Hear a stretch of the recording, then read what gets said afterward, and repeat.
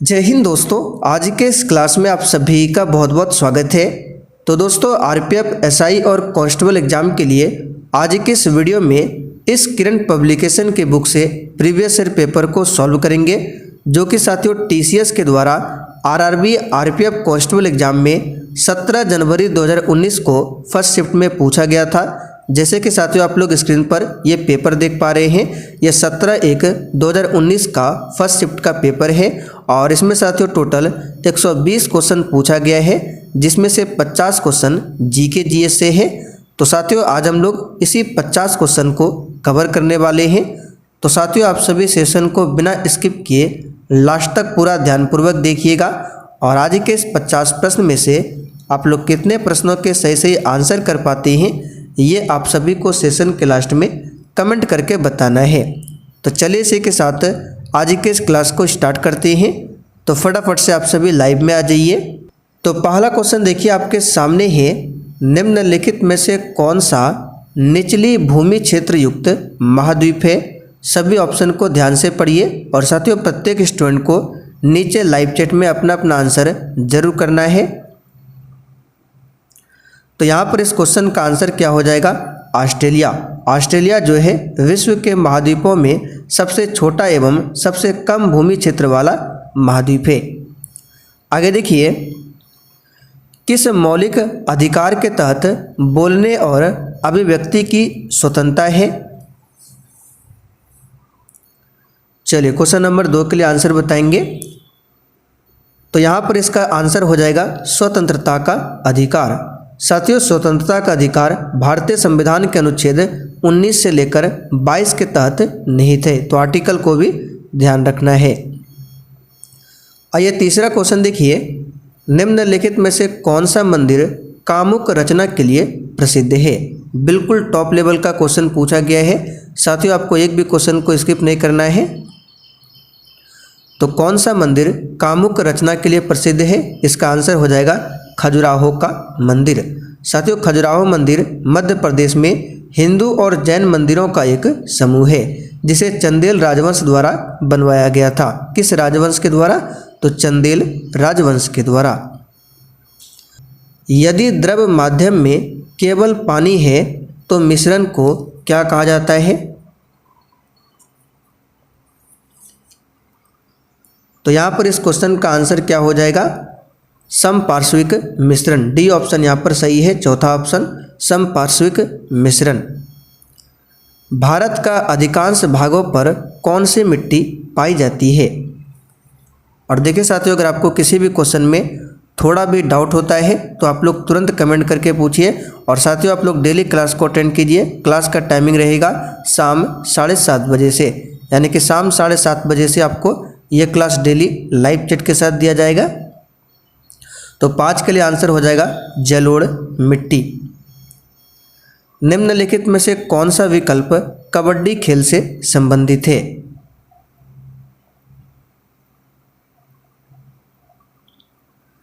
तो यहाँ पर इस क्वेश्चन का आंसर क्या हो जाएगा, AKFI, जो कि ऑप्शन ए में दिया गया है। इसका मतलब क्या होता है, amateur kabaddi federation of India. पहला ऑप्शन सही है और ये किससे संबंधित है, तो कबड्डी खेल से संबंधित है।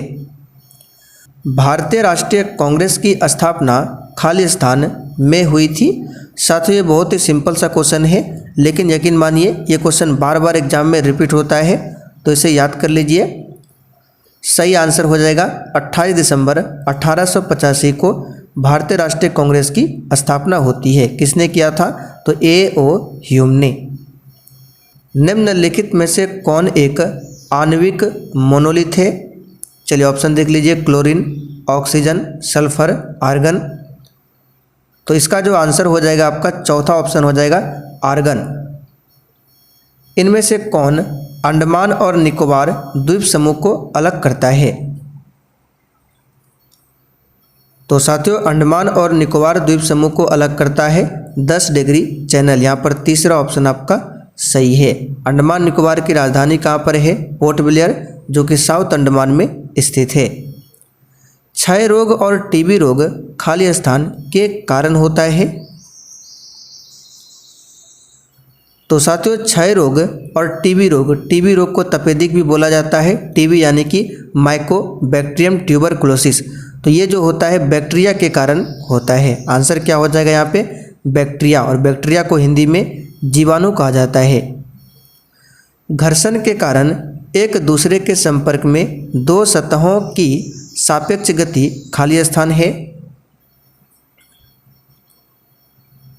तो यहाँ पर 11 के लिए आंसर हो जाएगा स्थैतिक घर्षण।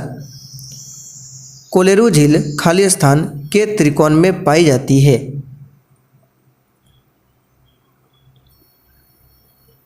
तो साथियों कोलेरू भारत की सबसे बड़ी उथली एवं ताजे पानी की झीलों में से एक है, जो आंध्र प्रदेश के गोदावरी और कृष्णा नदियों के डेल्टाओं के बीच में स्थित है। तो आंसर क्या होगा?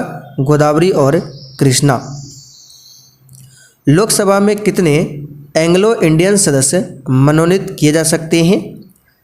तो यहाँ पर ऑप्शन सही कर लीजिए। अब जो प्रावधान है लोकसभा में 2 जो पहले एंग्लो इंडियन को मनोनीत किया जाता था, अब इसका प्रावधान समाप्त कर दिया गया है। तो आंसर याद रखिएगा, एक भी नहीं होगा यहाँ पे। यदि किसी व्यक्ति को संसद के दोनों सदनों के लिए चुना जाता है तो उस व्यक्ति को सदन के वांछित हॉल खाली स्थान के भीतर काम करने के बारे में सूचित किया जाना चाहिए। कितने दिन के भीतर? तो इसका राइट आंसर क्या हो जाएगा? 14 के लिए 2, 10 दिन के भीतर। कोशिका के नाभिक का आविष्कार किसने किया था? चलिए 15 के लिए आंसर कीजिए। रॉबर्ट हुक, अलेक्जेंडर फ्लेमिंग, और ऑप्शन यहाँ पे है एंथोनी वॉन ल्यूवेनहॉक या फिर रॉबर्ट ब्राउन। तो यहाँ पर इस क्वेश्चन का जो आंसर हो जाएगा आपका चौथा ऑप्शन हो जाएगा रॉबर्ट ब्राउन। वर्ष 1831 में रॉबर्ट ब्राउन ने कोशिका में केंद्रक की खोज किया था। आगे देखिए, अशोक का सिंह स्तंभ कहाँ पर स्थित है?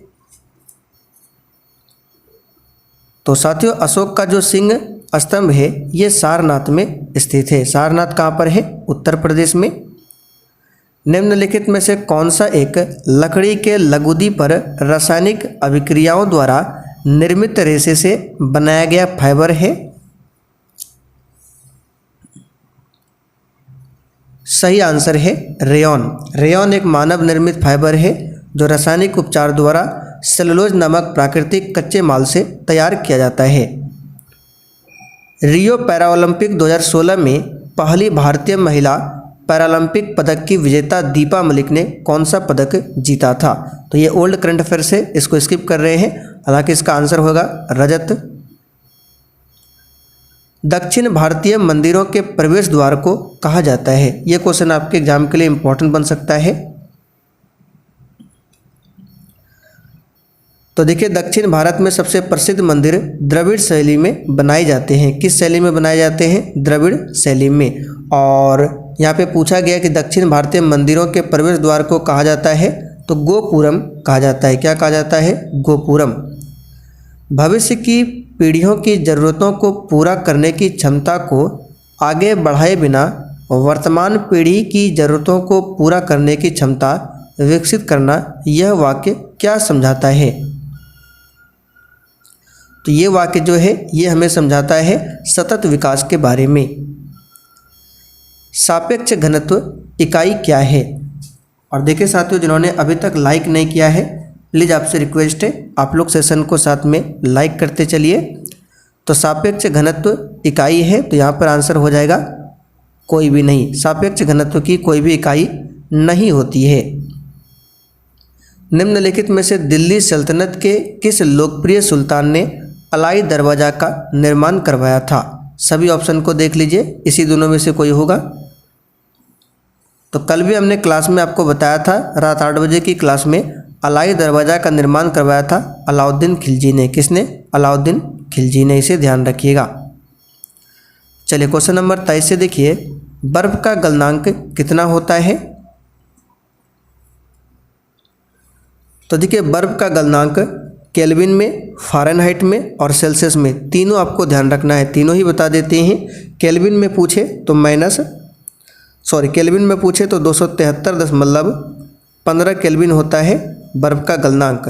फ़ारेनहाइट में 32 डिग्री फ़ारेनहाइट होता है और सेल्सियस में 0 डिग्री सेल्सियस होता है।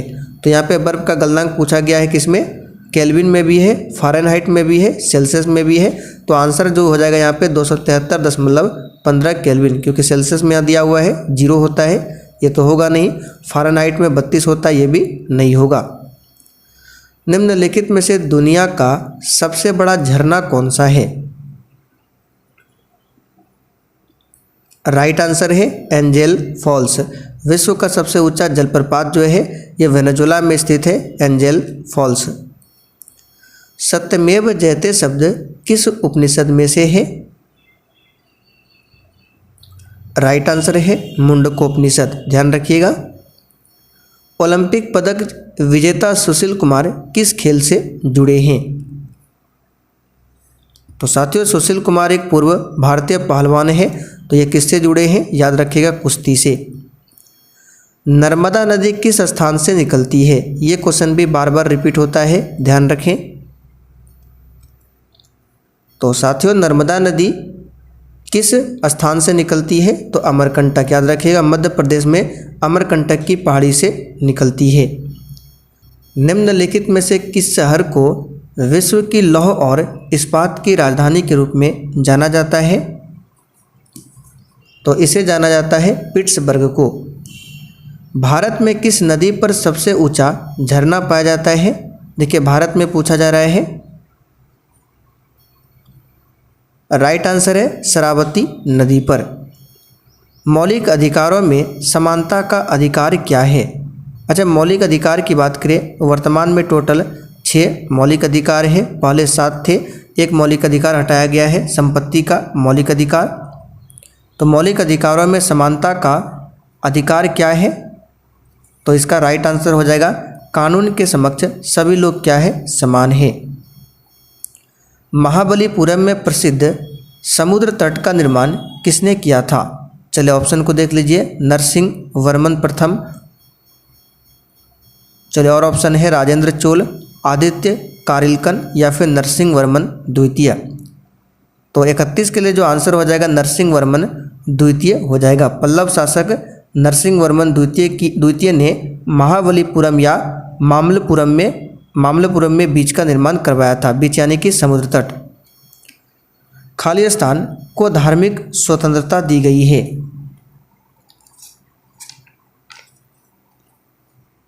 राइट आंसर है सभी भारतीय नागरिक को धार्मिक स्वतंत्रता दी गई है। धर्म की स्वतंत्रता का अधिकार किस आर्टिकल में है? तो 25 से लेकर 28 तक में शामिल है। लाल मिट्टी का लाल रंग किसके कारण होता है? तो साथियों लाल मिट्टी का जो लाल रंग होता है ये होता है फेरिक ऑक्साइड के कारण।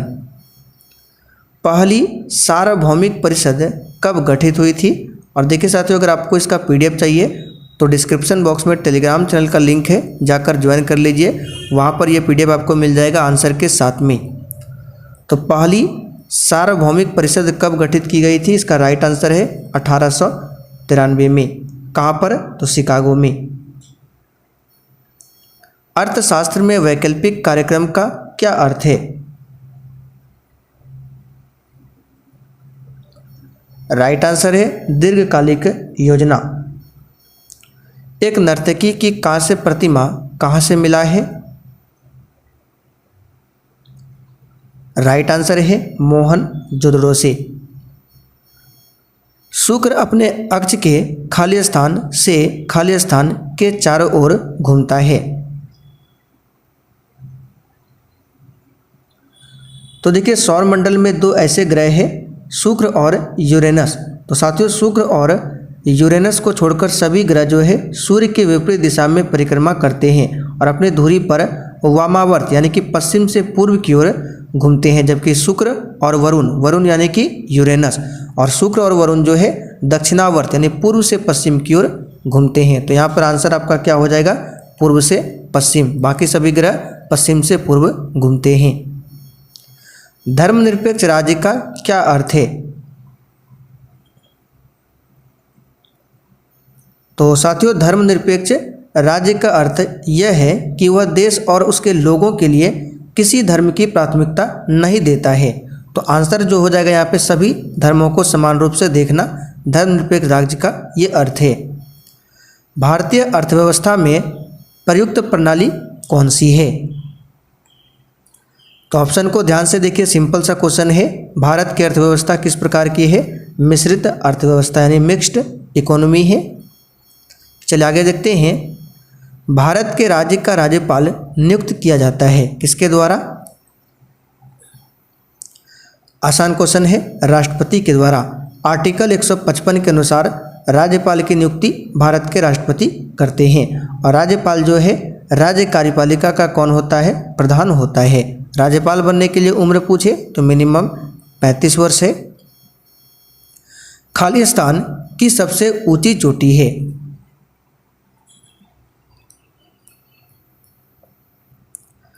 तो यहाँ पर आंसर हो जाएगा माउंट एवरेस्ट। याद रखिएगा, माउंट एवरेस्ट सबसे ऊंची चोटी है। योग के प्रकारों में अर्ध पद्मासन की स्थिति क्या है? देखिए, अर्ध पद्मासन ये योग का प्रकार है, तो इसमें इसकी स्थिति क्या होती है? सही आंसर है आधा लिली। संस्कृत शब्द अर्ध का अर्थ होता है आधा और पद्मासन का अर्थ होता है कमल यानी कि मुद्रा, इसलिए अर्ध पद्मासन यानी कि हाफ लिली, तो आधा लिली दिया हुआ है। यदि संसद अनुमोदन नहीं करती है तो अध्यादेश की अधिकतम अवधि कितनी होती है? तो बहुत ही आसान क्वेश्चन है। राइट आंसर है 6 महीने और 6 सप्ताह। ध्यान रखिएगा, एक अध्यादेश की अधिकतम वैधता जो होती है 6 महीने और 6 सप्ताह होती है। वास्तुकला में पंचायतन शैली खाली स्थान शब्द से संबंधित है। राइट आंसर है मंदिर। साथियों, पंचायतन मंदिर निर्माण की एक शैली है जिसमें 4 अन्य मंदिरों से घिरा एक केंद्रीय मंदिर होता है। तो वास्तुकला में पंचायतन शैली मंदिर शब्द से संबंधित है। इनमें से कौन सी फर्म आर्टिस्टिक जिम्नास्टिक से जुड़ी है? तो आर्टिस्टिक जिम्नास्टिक से जुड़ी है कौन सा फर्म? तो आंसर हो जाएगा विश्व चैलेंज कप। राज्य परिषद को खाली स्थान भी कहा जाता है। राइट आंसर है राज्यों की परिषद। राज्यसभा को राज्यों की परिषद यानी काउंसिल ऑफ स्टेट्स के रूप में भी जाना जाता है, इसे ध्यान रखिएगा। चलिए आगे बढ़ते हैं। यहाँ पे राज्यसभा कर लीजिए। राज्यसभा को राज्यों की परिषद भी कहा जाता है। एक मुद्रा की तुलना में मूल्य को डैश कहा जाता है। राइट आंसर है विदेशी मुद्रा विनिमय दर। चलिए आगे बढ़ते हैं। राइडर शब्द किस खेल से जुड़ा है? तो साथियों, राइडर शब्द कबड्डी से जुड़ा है। सिंपल सा क्वेश्चन है। खजुराहो में कंदरिया महादेव मंदिर भगवान को समर्पित है। तो कंदरिया महादेव मंदिर कहाँ पर है? खजुराहो में, और ये समर्पित है भगवान शंकर को। ध्यान रखिएगा। चलिए आखिरी क्वेश्चन देखिए। वित्तीय सहायता डैश द्वारा नियंत्रित होती है। राइट आंसर है रिजर्व बैंक के द्वारा। अब चलिए लास्ट में क्वेश्चन आपसे पूछते हैं, रिजर्व बैंक का राष्ट्रीयकरण कब हुआ था? इसका आंसर आप सभी को नीचे कमेंट करके बताना है। अब चलिए ये भी बता दीजिए, आपने आज के इस 50 में कितने क्वेश्चन के सही आंसर किए हैं।